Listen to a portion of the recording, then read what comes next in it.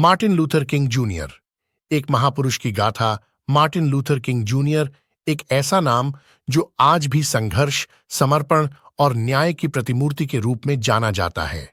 उनका जीवन और कार्य अमेरिकी नागरिक अधिकार आंदोलन का प्रतीक बन गया और उन्होंने नस्लीय भेदभाव के खिलाफ अपने जीवन को समर्पित कर दिया। प्रारंभिक जीवन। मार्टिन लूथर किंग जूनियर का जन्म 15 जनवरी 1929 को अटलांटा, जॉर्जिया में हुआ था। उनके पिता मार्टिन लूथर किंग सीनियर एक बपतिस्ट पादरी थे और उनकी माता एल्बर्टा विलियम्स किंग एक शिक्षिका थीं। किंग के परिवार में गहरी धार्मिक आस्थाएं थीं, जिसने उनके जीवन और सिद्धांतों को गहरे प्रभावित किया। किंग की प्रारंभिक शिक्षा एबेनेजर बाप्टिस्ट चर्च में हुई, जहां उनके पिता पादरी थे।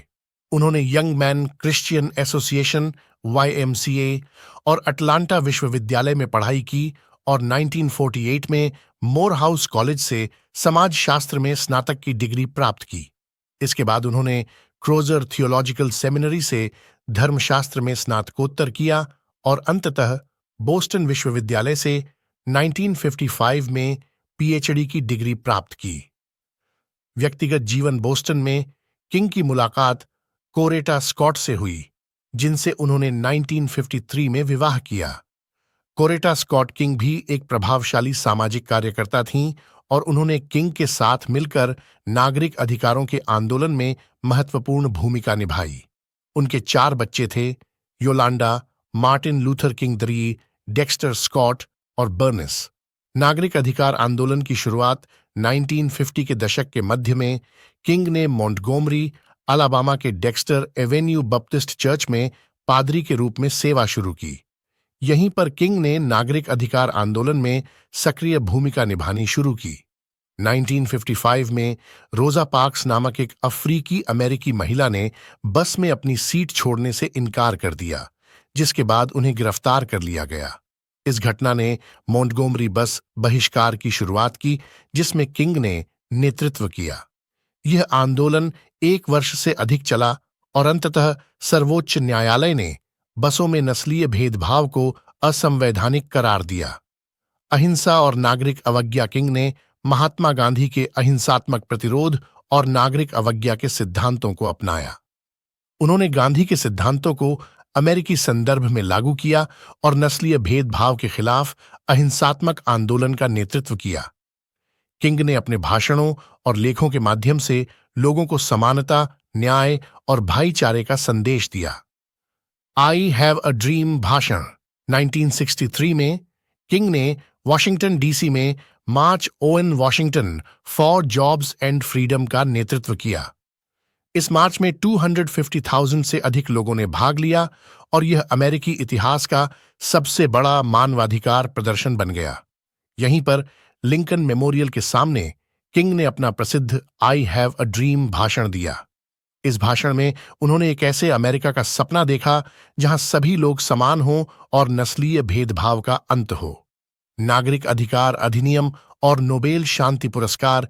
किंग के नेतृत्व और संघर्ष के परिणाम स्वरूप 1964 में नागरिक अधिकार अधिनियम पारित हुआ, जिसने सार्वजनिक स्थानों पर नस्लीय भेदभाव को अवैध करार दिया।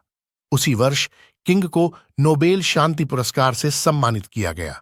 यह पुरस्कार उन्हें उनके अहिंसात्मक आंदोलन और न्याय के लिए संघर्ष के लिए दिया गया। संघर्ष और चुनौतियां। किंग के जीवन में कई चुनौतियां भी आईं। उन्हें कई बार गिरफ्तार किया गया, उनके घर पर बमबारी की गई और उनके खिलाफ हिंसक हमले किए गए। बावजूद इसके किंग ने अपने सिद्धांतों और संघर्ष को जारी रखा। उन्होंने शिकागो में रहने की स्थिति में सुधार, वियतनाम युद्ध के खिलाफ विरोध और आर्थिक न्याय के लिए पुअर पीपल्स कैंपेन का नेतृत्व किया। अंतिम दिन और विरासत। 4 अप्रैल 1968 को किंग को मेम्फिस, टेनेसी में लॉरेन मोटल की बालकनी पर गोली मार दी गई। उनकी मृत्यु ने पूरे देश और दुनिया को हिला दिया। किंग के निधन के बावजूद उनका संदेश और उनकी विरासत आज भी जीवित है। उनके सिद्धांत और विचारधारा ने नस्लीय भेदभाव के खिलाफ संघर्ष में महत्वपूर्ण भूमिका निभाई और उन्हें एक वैश्विक मानवाधिकार आइकन बना दिया। किंग की प्रमुख उपलब्धियां। 1. मॉन्टगोमरी बस बहिष्कार रोजा पार्क्स की गिरफ्तारी के बाद किंग ने मॉन्टगोमरी बस बहिष्कार का नेतृत्व किया, जो 381 दिनों तक चला। यह आंदोलन सफल रहा और सर्वोच्च न्यायालय ने बसों में नस्लीय भेदभाव को अवैध करार दिया। इस आंदोलन ने किंग को राष्ट्रीय पहचान दिलाई और नागरिक अधिकार आंदोलन में उनकी भूमिका को महत्वपूर्ण बना दिया। 2. दक्षिणी क्रिश्चियन लीडरशिप कॉन्फ्रेंस SCLC 1957 में किंग ने अन्य नागरिक अधिकार नेताओं के साथ मिलकर दक्षिणी क्रिश्चियन लीडरशिप कॉन्फ्रेंस की स्थापना की। इस संगठन का उद्देश्य नस्लीय भेदभाव के खिलाफ अहिंसात्मक आंदोलन को बढ़ावा देना था। किंग ने SCLC के माध्यम से कई महत्वपूर्ण आंदोलनों का नेतृत्व किया और समाज में समानता और न्याय के लिए संघर्ष किया। 3. बर्मिंघम अभियान 1963 में किंग ने बर्मिंघम, अलाबामा में एक अहिंसात्मक प्रतिरोध अभियान का नेतृत्व किया। इस अभियान में बच्चों और किशोरों ने भी भाग लिया, जिससे यह आंदोलन और भी प्रभावशाली हो गया। बर्मिंघम अभियान ने राष्ट्रीय और अंतर्राष्ट्रीय ध्यान आकर्षित किया और नागरिक अधिकार अधिनियम 1964 के पारित होने में महत्वपूर्ण भूमिका निभाई। 4. आई हैव अ ड्रीम भाषण 28 अगस्त 1963 को वॉशिंगटन DC में march on in Washington for jobs and freedom के दौरान किंग ने अपना प्रसिद्ध आई हैव अ ड्रीम भाषण दिया। इस भाषण ने लोगों के दिलों को छू लिया और नागरिक अधिकार आंदोलन को एक नई दिशा दी। किंग का यह भाषण आज भी इतिहास में सबसे महत्वपूर्ण और प्रेरणादायक भाषणों में से एक माना जाता है। नागरिक अधिकार अधिनियम 1964 किंग के नेतृत्व और संघर्ष के परिणामस्वरूप 1964 में नागरिक अधिकार अधिनियम पारित हुआ, जिसने सार्वजनिक स्थानों पर नस्लीय भेदभाव को अवैध करार दिया। इस अधिनियम ने अमेरिकी समाज में एक महत्वपूर्ण बदलाव लाया और नस्लीय समानता की दिशा में एक बड़ा कदम उठाया। 6.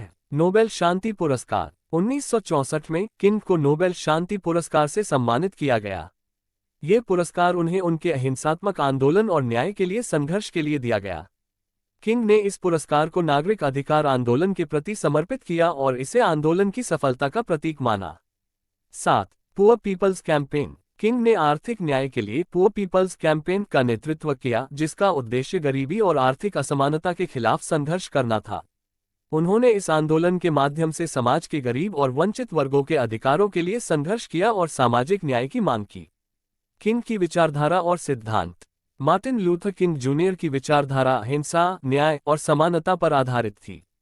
उन्होंने महात्मा गांधी के अहिंसात्मक प्रतिरोध के सिद्धांतों को अपनाया और अमेरिकी संदर्भ में लागू किया। किंग ने अपने भाषणों, लेखों और आंदोलनों के माध्यम से लोगों को समानता, न्याय और भाईचारे का संदेश दिया। उनका जीवन और कार्य हमें ये सिखाता है कि अन्याय के खिलाफ अहिंसात्मक संघर्ष भी शक्तिशाली हो सकता है और समाज में सकारात्मक बदलाव ला सकता है। किंग की विरासत मार्टिन लूथर किंग जूनियर का जीवन और कार्य आज भी जीवित है और उनके सिद्धांत और विचारधारा आज भी प्रासंगिक हैं। किंग ने नस्लीय भेदभाव के खिलाफ संघर्ष में एक महत्वपूर्ण भूमिका निभाई और उन्होंने समाज में समानता और न्याय के लिए अपनी आवाज बुलंद की। उनके योगदानों ने न केवल अमेरिकी समाज में बल्कि पूरे विश्व में मानवाधिकार आंदोलन को प्रभावित किया।